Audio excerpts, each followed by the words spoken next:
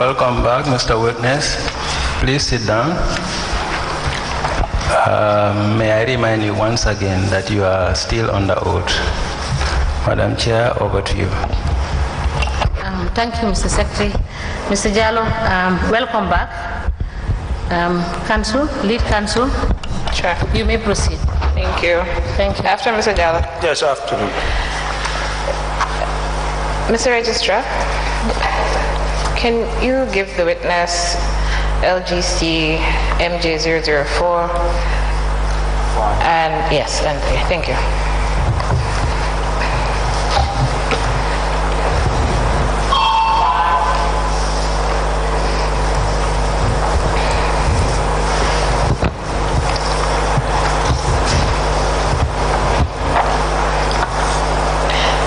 Now, Mr. Jallo, please look at LGC stroke MJ stroke 004, which is a letter dated the 3rd of August 2021, addressed to the Permanent Secretary, Ministry of Lands, and copied to the Chairperson of the Local Government Service Commission. Joyce? The one that's 2 pages. Yes? Yes, the one addressed to the Permanent Secretary. Yes. 3rd August 2021. Yes. Now this is written by Kajali Jane for the Establishment and Appointment Committee of the Kanifing Municipal Council. Yes. And it states, please accept our submission on the cases we have against the aforementioned staff in relation to an alleged fraud and criminal activity.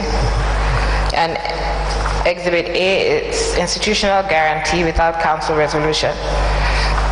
And it says that the Establishment and Appointment Committee are aware that the Director of Finance, Deputy Director of Compliance, Assistant Manager of Rates and Debt Supervisor, with support from the CEO, secretly transacted a loan for the Staff Welfare Association using the council as guarantor without the express consent of the council through a resolution and prior consent of the minister as dictated by law.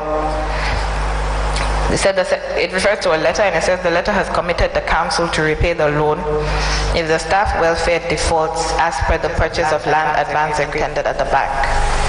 The loan amounting to $12 million was said to be used to acquire a land of 100 meters by 100 meters to be divided into 37 plots for 37 staff who never knew that their names were presented to the bank for this facility and that monthly deductions were to be effected on their monthly emoluments without their consent. Evidence can be seen by a letter that is signed by the CEO in the presence of Babukar Sanya, Treasurer of the Staff Welfare Association. And they have said that it is vital that the public and our staff has trust and confidence in the council to ensure that people are given their right entitlements and do not take advantage of certain situations. The Establishment Committee, therefore, would never tolerate fraud, and it will be our mission to continue to prevent, detect, and reduce incidences of fraud of this nature. The offices the affected staff occupy requires trust, integrity, and competence.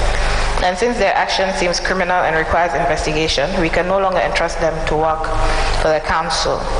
Based on the aforesaid exhibits, we hereby recommend that the above-mentioned staff be terminated with immediate effect, and the matter reported to the Fraud Squad for investigation and action. I extend my thanks in anticipation of your valued cooperation and action in this matter. Now, are you aware whether the Local Government Service Commission, whether this is one of the letters that was in the file that the Service Commission has? Anyway, in the Service Commission, I did not see any letter regarding this issue. But it is correct I that saw this in that court document. Yes. Yes. Now, it's correct that this letter was sent to the Permanent Secretary and it was copied to the Chairperson of the Local Government Service Commission. Yes.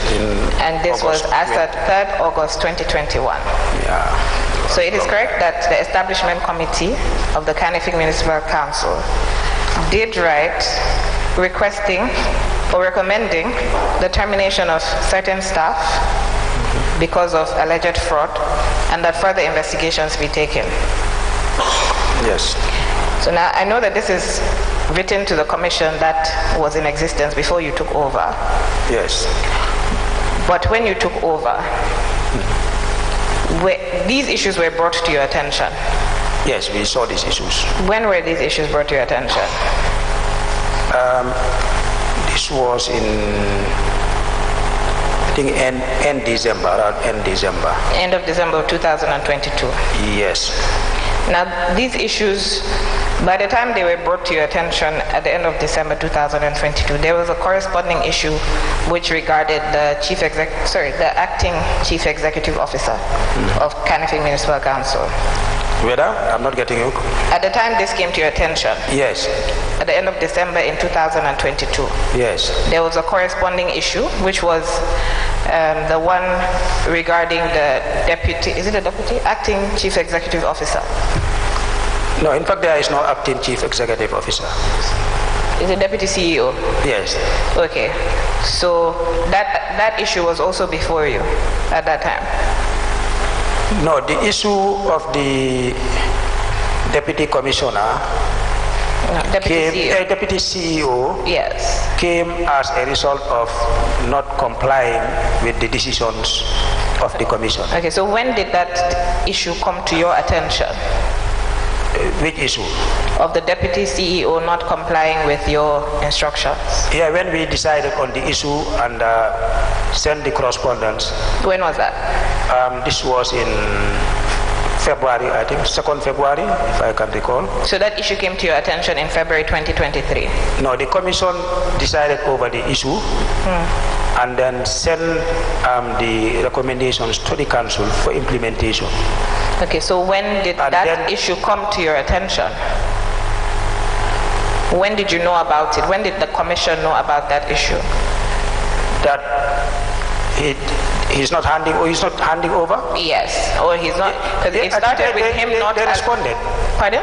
They responded. They wrote officially. No, so that's not what I'm asking about.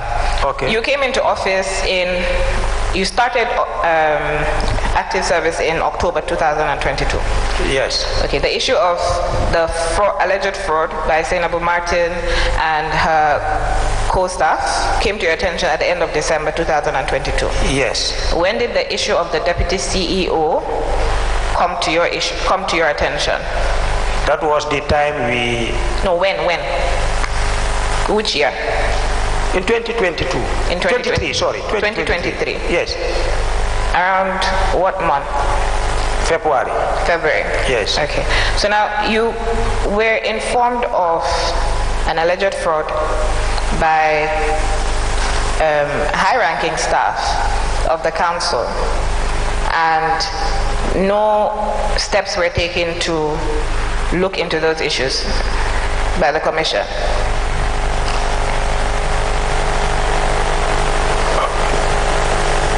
Yes, some issues, not that nothing was done about it. Okay, what did the commission do about it?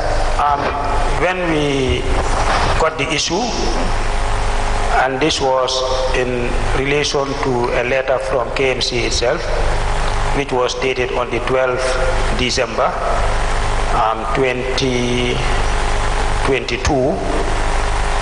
Though we did not receive the letter on that date, but we received it the following week.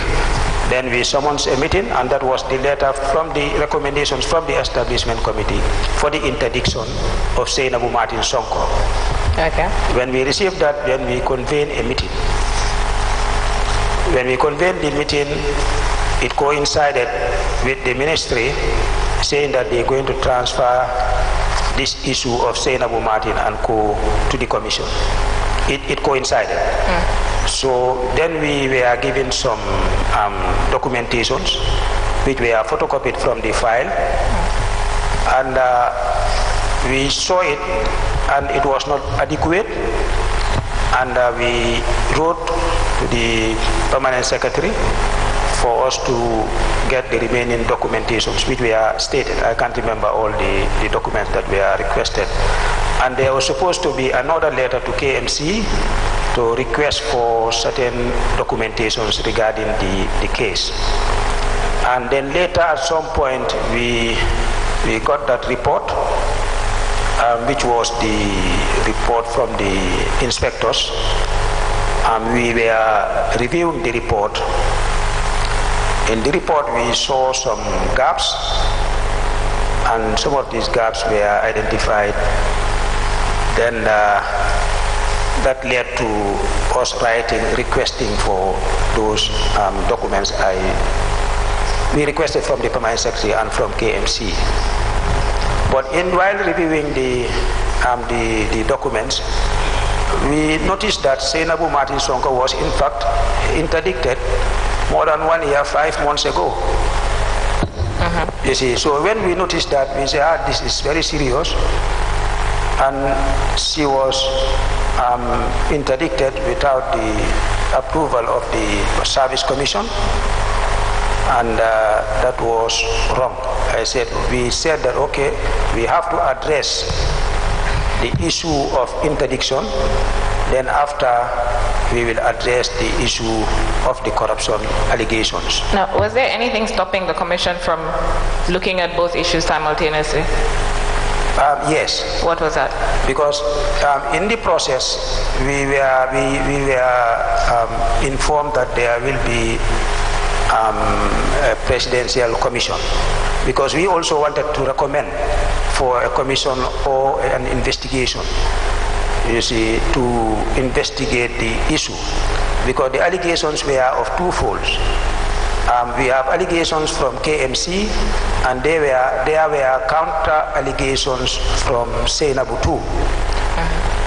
We look at it and we say, as commission members, we can investigate all the issues, but here are other issues that are to the electorates, which does not fall under our responsibility. We don't have control on the elected officials. That's why we wanted to recommend for an investigation. Then we saw a correspondence that the Presidential Commission will be set up soon. Then we said, okay, before we set up that commission or that investigation team to come and do the investigation, and this commission is already coming into play, so that would be a duplication of efforts. Why can't we leave it to the commission, who will thoroughly investigate the issue and then come up with a solution? So at the time that you were informed about a presidential commission being set up, did you know what the mandate would be? The mandate of the commission? Yeah, a letter was written. Did the letter state what the mandate of the commission would be? But it was to, the KMC issue was part of it. Was in the mandate, in the letter that was written to you informing you about the mandate of the commission? I think so. I'm not sure exactly, but I have a copy. Yes, please provide us with a copy of that letter. Yes, I think that will help. Yes. Now, you have said that there were counter-claims or counter-issues brought up by Sainabou in respect of the electorate. And as you rightly stated, you do not have jurisdiction to deal with any of those issues. Your issues are confined to the staff matters. Yes.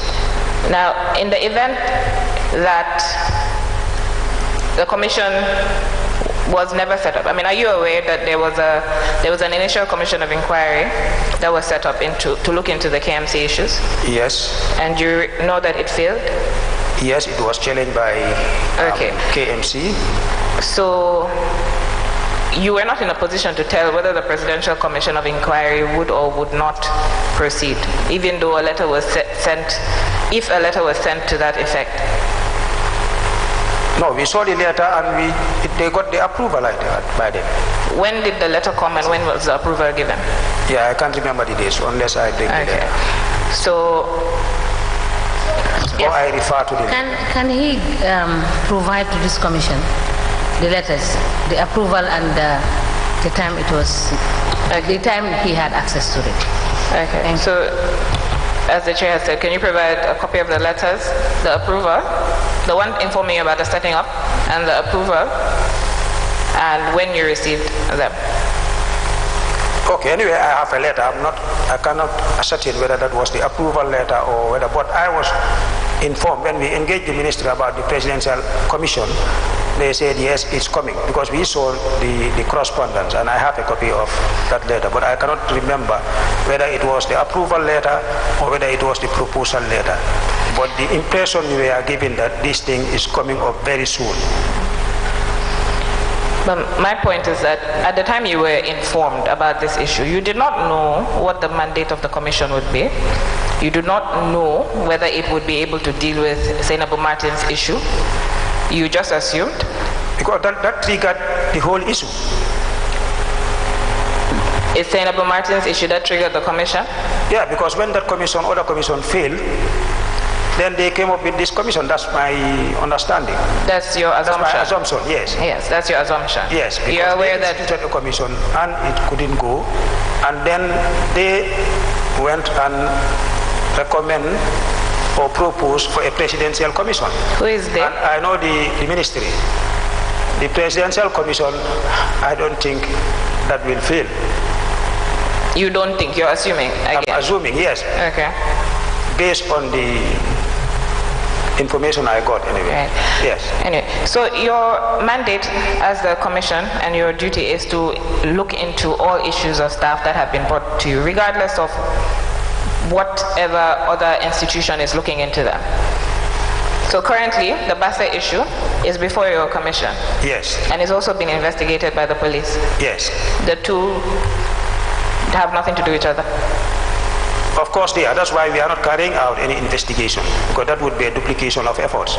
What we address is the administrative part of it. And we are awaiting the report of the investigation. Okay, so you have interdicted the staff in question? Yes. Okay, now you have this situation of Kanifing Municipal Council. A letter has been written since the 3rd of August 2021 to your commission to deal with the issues of the staff and the fraud, to look into the fraud. To the commission? To the commission. Yes. And no steps were taken to look into that fraud? I said some steps were initiated. When were those steps taken? This was in December, I think 2022. January. Yes. Over a year after the issue had arisen. Anyway, I cannot ascertain that because by then... The letter that I showed you is dated 3rd August 2021. 2021, then we are not in existence. The commission was in existence. Yeah, but this commission... Yes, but then it is assumed that whatever was started before the previous commission would continue with this commission. So that commission never started looking into that issue? No, I haven't seen any records of that. Okay. Now, the chief executive officer is the accounting officer of the council. Yes. The director of finance works closely with the chief executive officer. Yes. They're both the signatories to the accounts of the council. Yes. There's been issues of fraud highlighted by the council in respect of the chief executive officer and the director of finance. Yes. They're able to bind the council for any documents that they sign. They are able to? Bind the council. Contractually, they're able to bind the council. Okay. Can you explain that further? If the CEO signs a document, say in this case, signs a loan agreement with the bank, it's binding the council to that agreement. Yes, it's binding. Right. And the CEO and the director of finance are able to withdraw funds from the council's account. Yeah, they can withdraw funds. Yes. So you have a situation where there's a chief executive officer and a director of finance that have signed a guarantee on behalf of the council. On behalf of the council. Yes.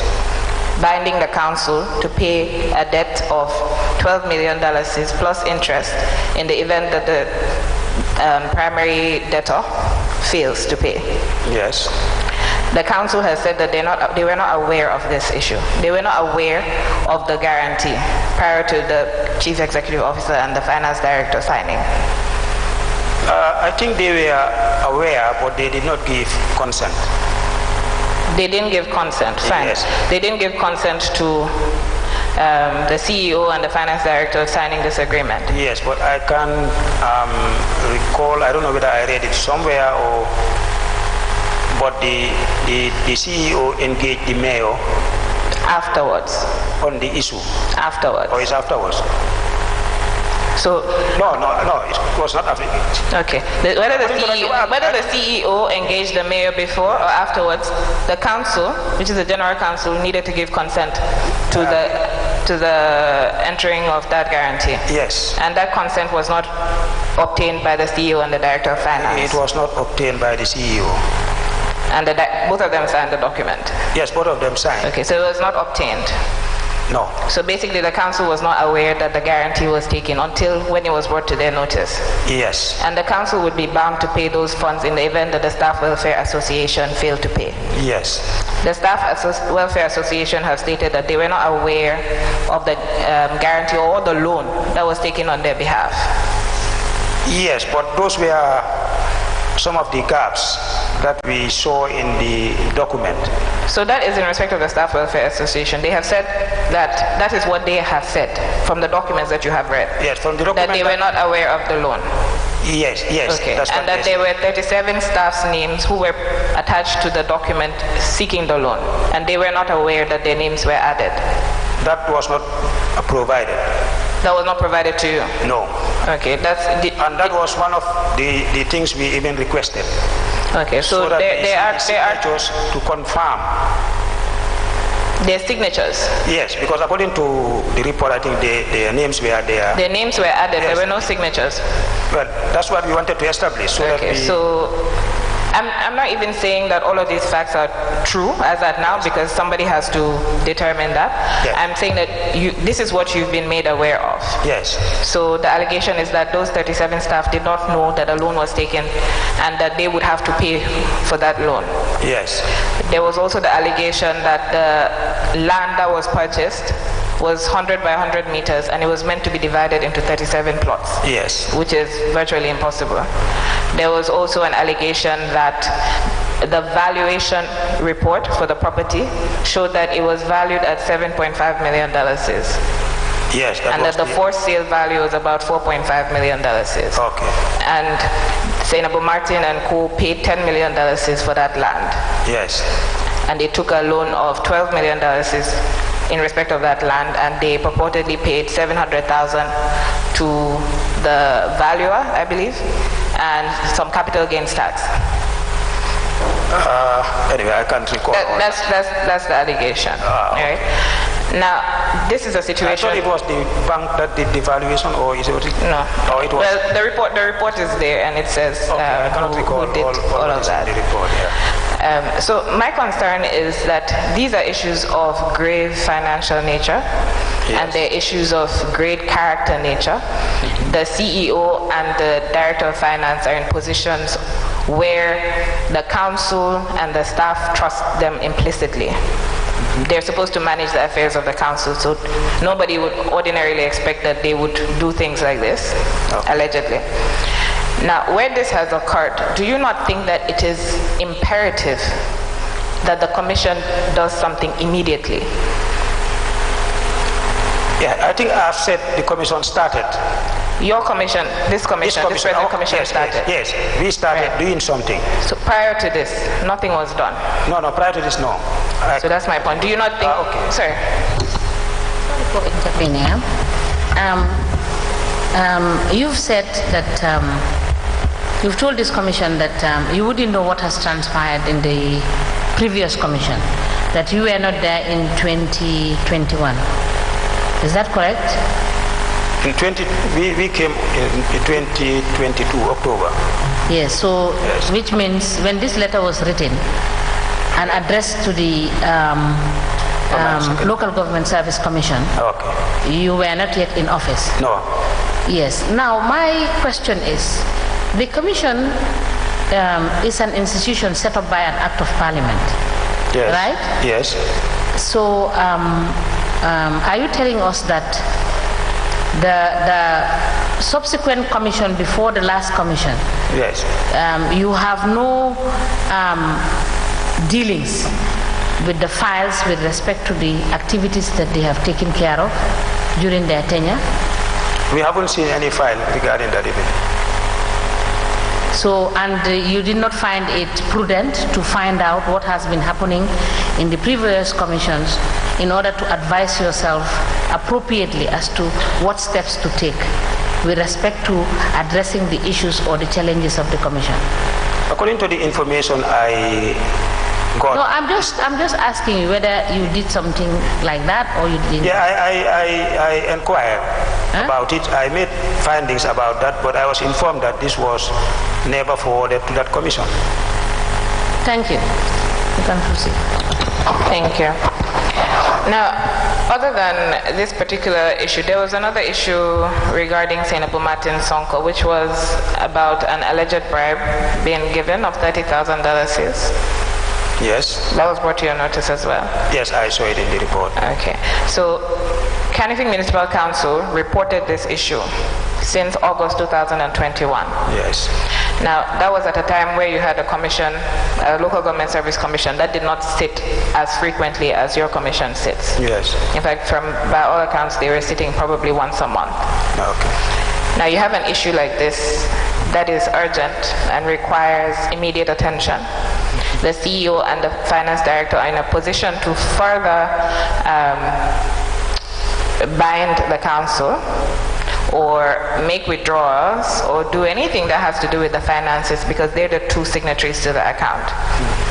In such a situation, what would you have the council do? At that time? Yes. Yeah, to write to the commission. They wrote to the commission. You see. But then the commission, according to what I got, this issue was never forwarded to them. This issue was forwarded to the Permanent Secretary, Ministry of Lands, Regional Government, yes. Copied to the chairperson. It was also sent to the Minister of Lands. Are you saying that the commission before you told you that they did not receive these documents? Yeah, that's the information I got. From whom? From the secretary, that it was not forwarded to them. That it was not forwarded to them by whom? By the ministry? By the ministry. It was not forwarded to the commission by the ministry. Very well. But taking into account your experience and your current position, in such a situation, if this had happened, then what would you suggest that the council do? Having written to the service commission, I mean, it's not their fault if it didn't reach the service commission. What would you suggest that they do, considering the financial and other legal implications? They can make follow-up. Follow-ups were sent. They can write. They can have engagements. Engagements were had. With the ministry or with yes, the commission? With the ministry. Now, you saw the report, the October 2021 report. Please show the witness LGC/MJ002.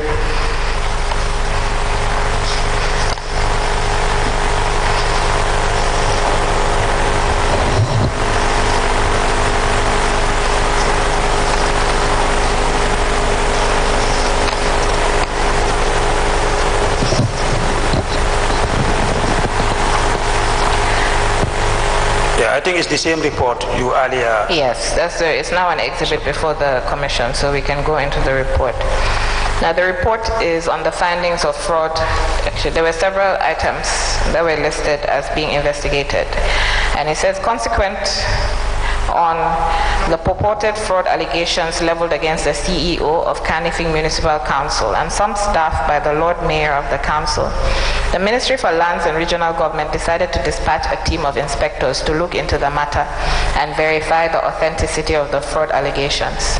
In order to establish the facts, the inspection team was tasked to look into the following undermentioned subheadings, which also constituted the terms of reference for the exercise. A loan amounting to $12 million they purportedly secured in order to buy a parcel of land for senior management of KMC. The alleged forgery of a letter captioned guarantee, purchase of land advance agreement purportedly written by the council dated 23rd June 2021 and sent to Ajib.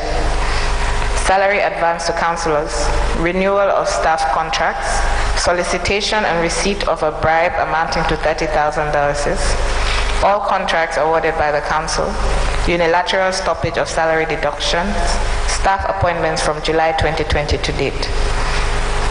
In the process of looking at the aforementioned points, certain revelations popped up, and this prompted the team to look into these new revelations in order to establish the facts as contained in the report.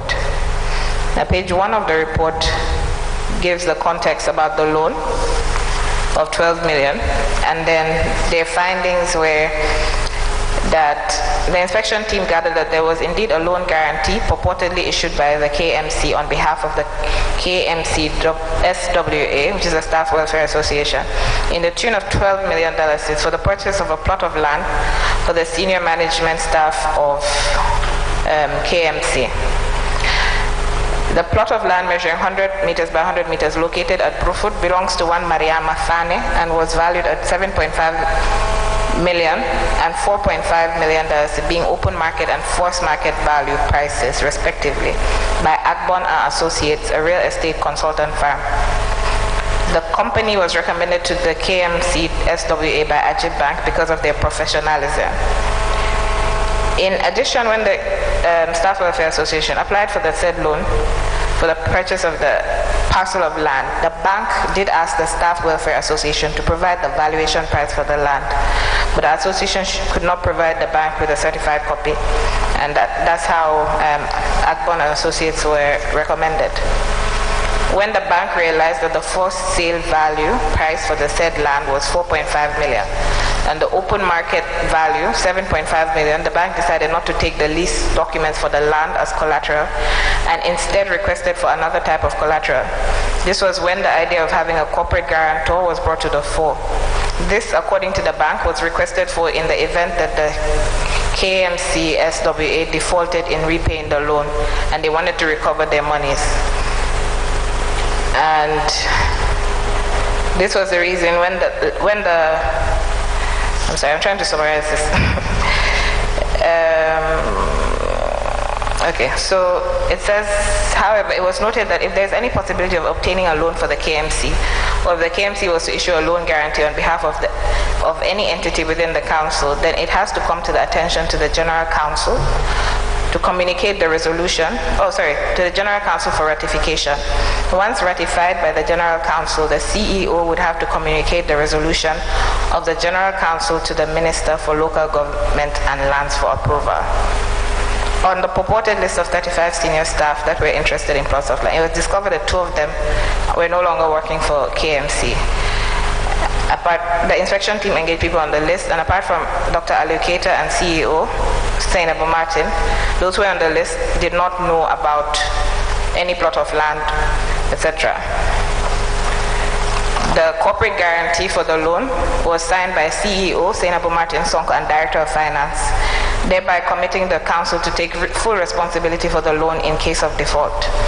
Let me just ask, you've been with the councils for 30 years, so you would know.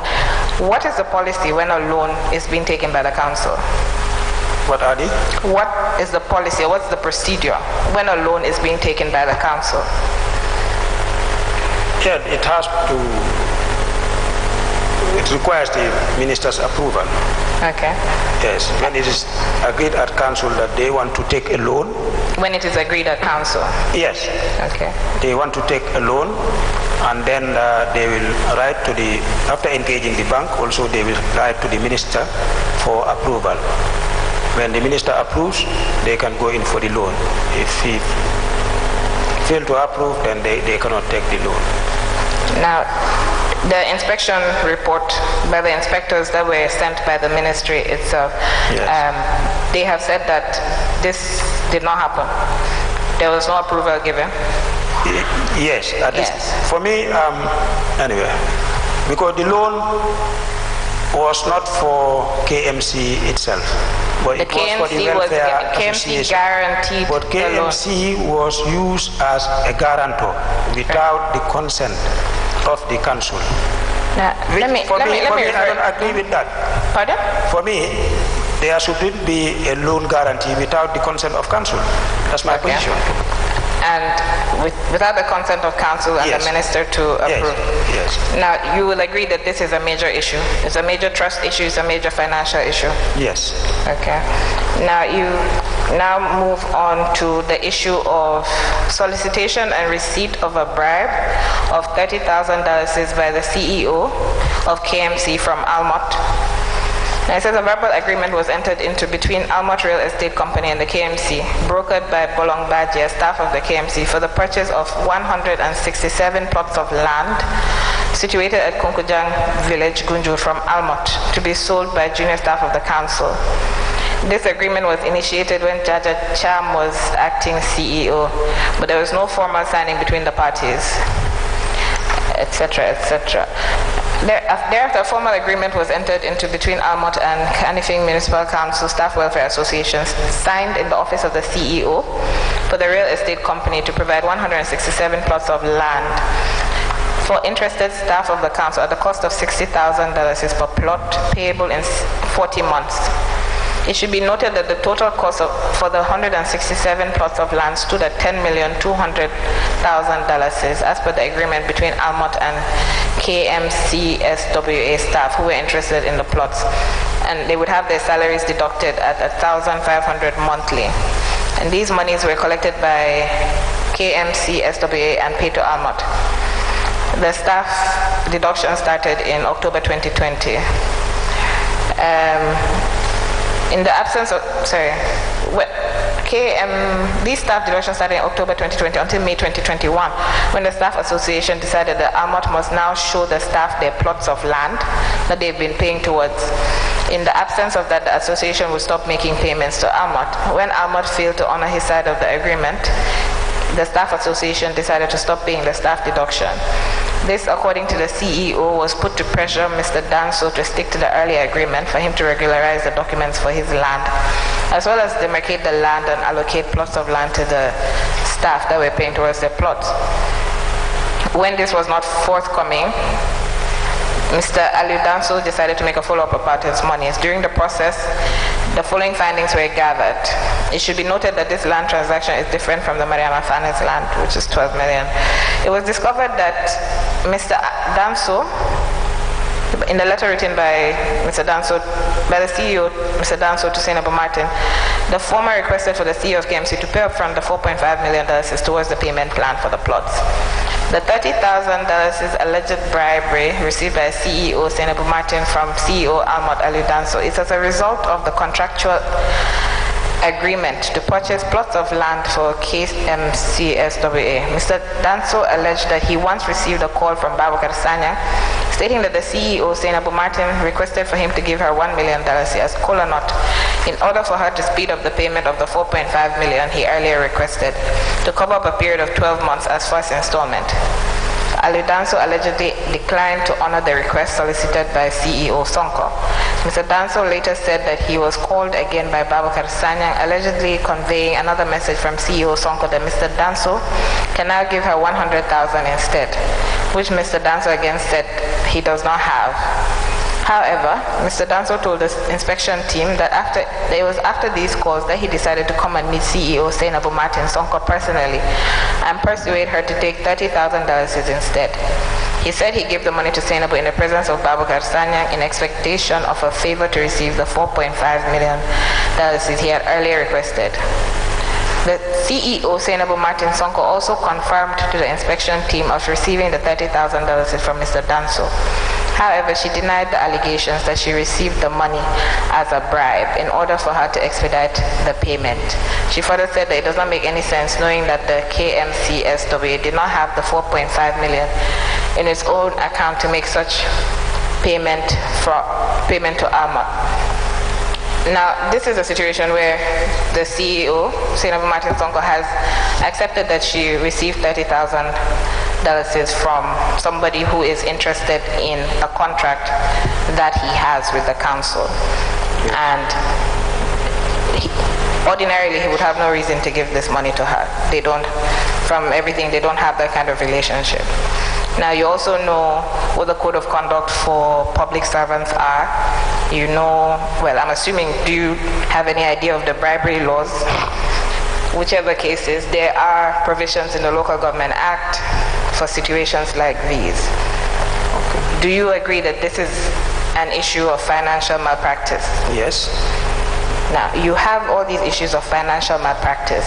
You have these issues of maladministration in respect of the highest level of staff within the council, who are the signatories to the council's accounts, who have the power to bind the council.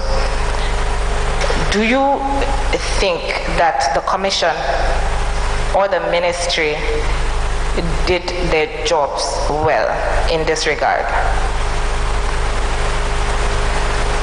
Anyway, I cannot answer for the ministry. Okay. Yes, but for this commission, yes, we attempted to address all the issues together, as I earlier mentioned. But with the coming up of the Commission of Inquiries... Let me just cut you off there.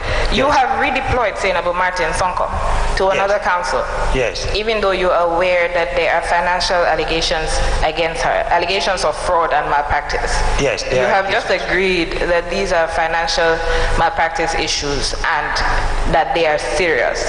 Yes. So you've now redeployed her to another council where she will be, what, CEO? Yes. So she will again have access to the council's funds, and she will also be in a position to bind the council without their knowledge. Essentially, you've given her the right to go to another council and do the same thing that she purportedly did at KMC. No, that's not the idea. So what will she do when she go to the next council? She will be there as CEO. So what is the job of the CEO? The CEO is responsible for the day-to-day administration of the council. Okay, and the CEO is the signatory to the account. The accounting officer. And is the accounting officer. Yes. And can sign contracts on behalf of the council. Yes. Can bind the council. Yes. So, do you see? But these are procedures also. There are procedures. There were procedures at KMC, were there not? Yes. And she bypassed those procedures. Yes. So what makes you think that she won't bypass the procedures at the next council? Because the issue is being investigated. In such an instance where the issue is being investigated, do you not think, where it concerns grave financial malpractice like this, it is the duty of the commission to interdict the staff until you have looked into these issues and determined that something needs to be done? Yes. You have interdicted the Bassa Area Council Director of Finance. Yes. Okay, and he's been investigated. Yes. And why did you interdict him? Is it not so that he would not have access to council funds and so that he would not interfere in the investigation? Yes. So why did you not do the same thing with Zainabu Martin Sonko? Yes, the Zainabu Martin Sonko was, we wanted to address the anomaly first, and then we take up the issue from there. You cannot be saying that you're addressing the anomaly first when you're sending the same person that has shown that she cannot be trusted with council funds and council's legal issues to another council. Looking at it from the outside, how do you think the public sees this issue? Do you not think that it looks like you're condoning issues of fraud? No, we are not at all. You're not. So what happens when she goes to this council and there are other issues of fraud that arise? No, when she goes to Kerewan. It's Kerewan? Okay, when she goes to Kerewan and you discover that there are now new issues of fraud concerning her, would it not be because you put her there? Anyway, I don't think so. Who put her there? Yes, the commission. Exactly. So if anything comes up that has to do with financial malpractice or fraud, it would be because the commission put her there knowing that there are issues that need to be addressed.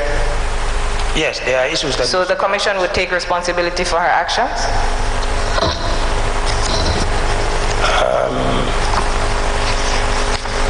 I don't think so.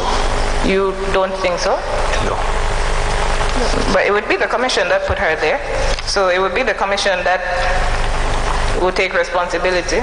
I mean, you're putting her on another council. Now, have you seen the conclusion in respect of the inspection report?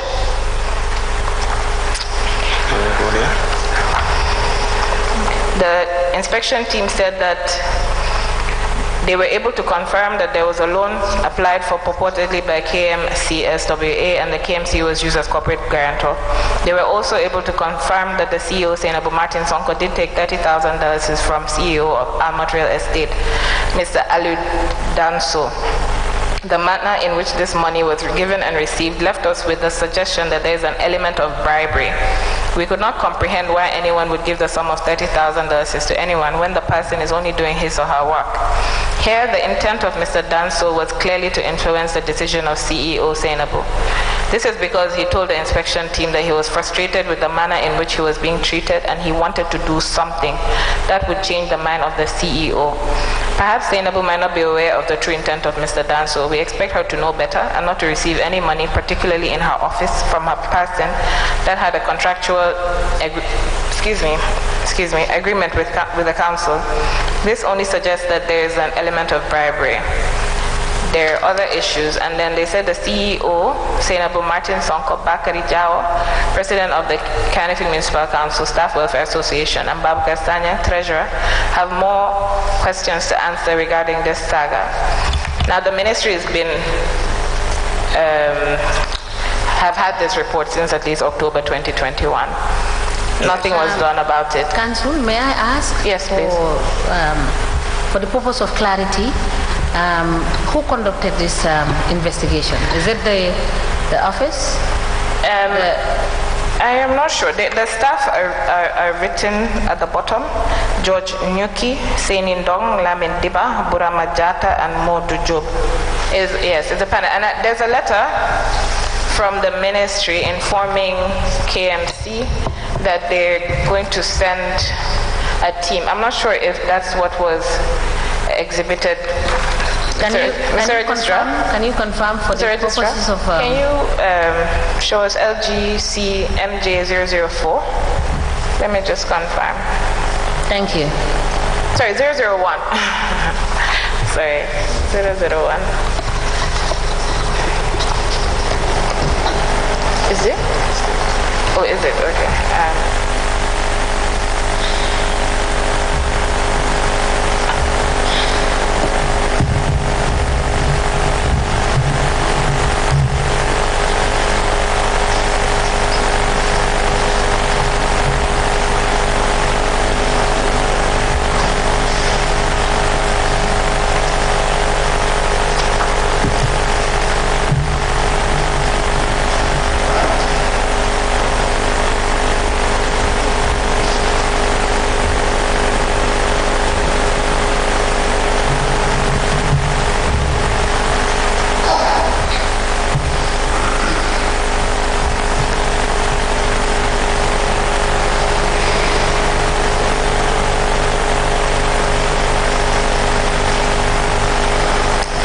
Whilst you are checking, can I ask the witness a question in the meantime?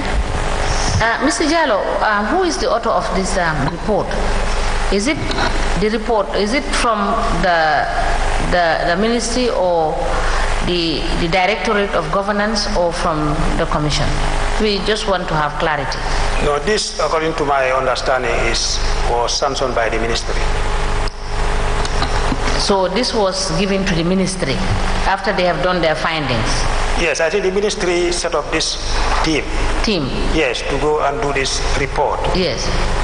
And according to my understanding, when this report was produced, this led to the formation of the Commission of Inquiry by the minister. That was disregarded by the court. It was. This was the outcome of the inspection.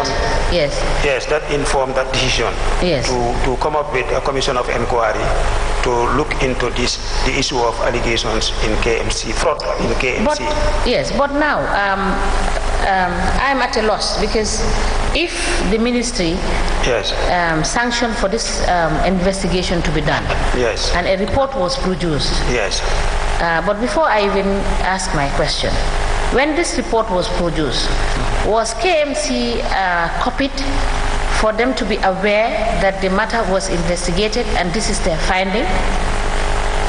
I saw correspondence that this team was coming to do the investigation. No, that is not my question. Whether they were given a copy, I am not in a position to say that. My question is, was these findings communicated to KMC? I cannot answer that. So you don't know? No, I don't know. Because I was not there at that time. Now, my question is, at what point did you know that this report was available at the ministry? It was when we were looking for more documents about KMC, then we saw the report in the file. And what was your advice when you saw this report to the ministry? As somebody responsible for dealing with staff matters. Yes. That's why I said, according to the information I was giving. No. That is no. Answer my question. Yes. I said, when you became aware of this report, yes, what was your advice to the ministry pursuant to dealing with this report? As part of your principal responsibility is to deal with staff matters, what did you do? No, by the time I saw this report, then the setting up of the commission was already in place. So, and according to the information I was giving, this is one of the reasons that prompted the setting up of the commission. Let me interrupt. Sorry to interrupt. Yes. But I cannot see. You may correct me if I am wrong. Okay. I cannot see how the findings of this report could not have been acted upon, but for you to wait for the setting up of another commission. Is this not duplication of efforts? When you have a report that clearly states issues as they stand? Yeah, I think this report... No, just answer the question. Yes, I want to give some small explanations. Okay, you can after my engagement. Yes, okay. Okay, the ministry was trying to follow some provisions of the Local Government Act. When an issue of fraud is reported, the minister can set up a team of investigators, and when the investigation is done, if the minister found out there are grave issues of corruption or malpractices, the minister can set up a commission of inquiry. I think this was just a process, you see, leading to the setting up of the commission. No, you did not answer my question. My question is, an issue came up at KMC. Yes. And the ministry found it prudent. Yes. To set up a task force. Yes. To investigate the allegations. Yes. And then the task force came up with a report. Yes. And then the report indicated the issues they have found. Yes. On the ground. Yes. Why did, you understand, both the ministry and your office, which has a principal responsibility, not act on the report? Yeah, I think the ministry wanted further more thorough investigations. Thank you. I believe...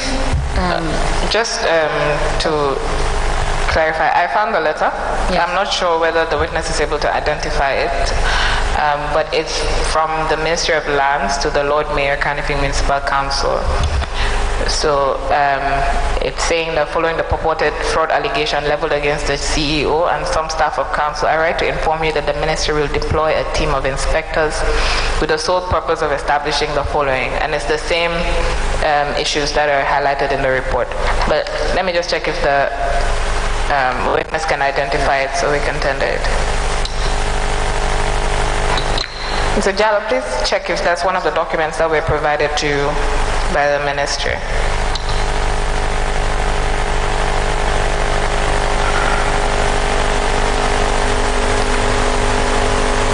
Yes, I saw this document in that. It's one of the bundles that were given to you. In the court documents. That were given to you? Yes. Okay. Chairperson, I applied to tender the letter that has just been identified by the witness.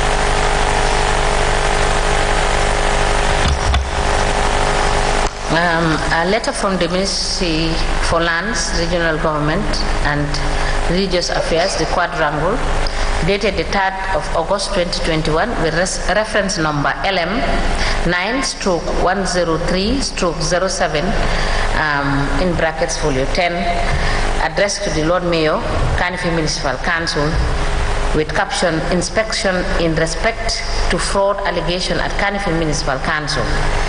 And the letter is signed for the permanent secretary by Gomez D. Is hereby admitted in evidence and marked as LGC/MJ/005. Has the commission, please? I think this is a convenient point to stop, and we will reconvene tomorrow at 10. We will reconvene on Monday at 10. Thank you so much. We may rise and see you on Monday.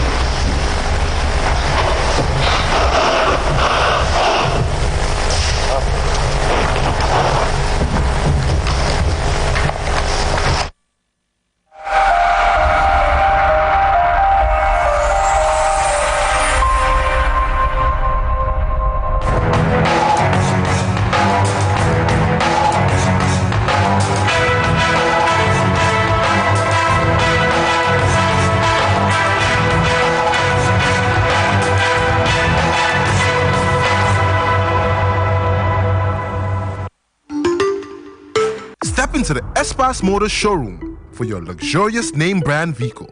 Located along the Bertil Harding Highway, Espas Motors is the Gambia's authorized dealer for Chery, Kia, Ford, and now we bring you the new Peugeot model 3008 SUV.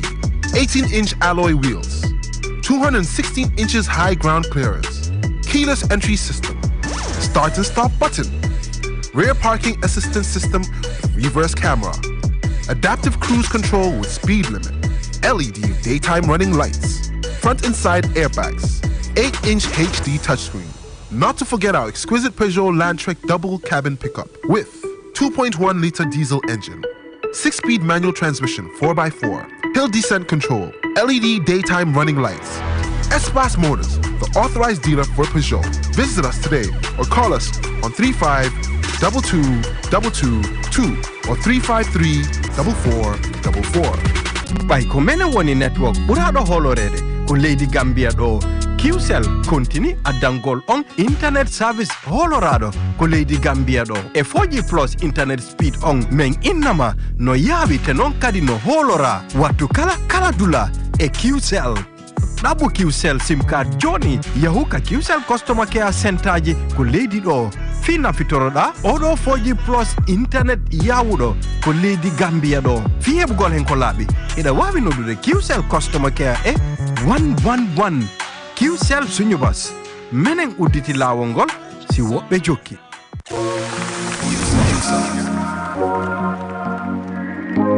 Trusted.